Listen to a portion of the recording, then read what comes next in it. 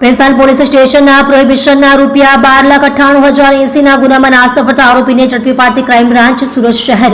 ગઈ તારીખ 31/8/2025 કલાક 23:30 તારીખ 1/9/2025 કલાક 2:30 વાગ્યા સુધીના સમયગાળા દરમિયાન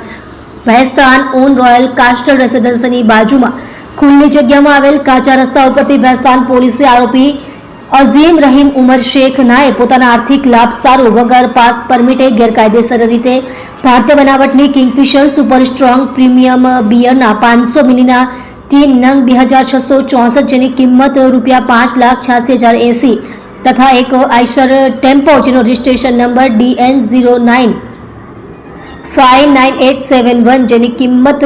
₹7 લાખ તથા બે મોબાઈલ ફોનની કિંમત ₹12,000 મળી કુલની કિંમત ₹12,98,080 ની મત્તાના મુદ્દામાલ સાથે પકડી પાડી આરોપીઓ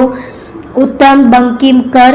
રઈસ ઉર્ફે ડબ્બુ ગનીભાઈ શેખ તેમજ આઈશર ટેમ્પોના ડ્રાઈવરને વોન્ટેડ જાહેર કરી ભેસ્તાન પોલીસ સ્ટેશનમાં ગુનો દાખલ કરેલ અને આગળની તપાસ ભેસ્તાન પોલીસ ચલાવી રહેલ આગામી આવનાર દિવાળીના તહેવાર અનુસંધાને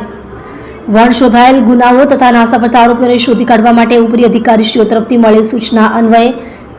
સુરત ક્રાઇમ બ્રાન્ચની અલગ અલગ ટીમો વર્કઆઉટમાં હતી દરમિયાન વાહન ચોરી સ્કોડના પોલીસ સબ ઇન્સ્પેક્ટર શ્રીની ટીમને હ્યુમન સોર્સિસના આધારે મળેલ ચોક્કસ બાતમી હકીકતના આધારે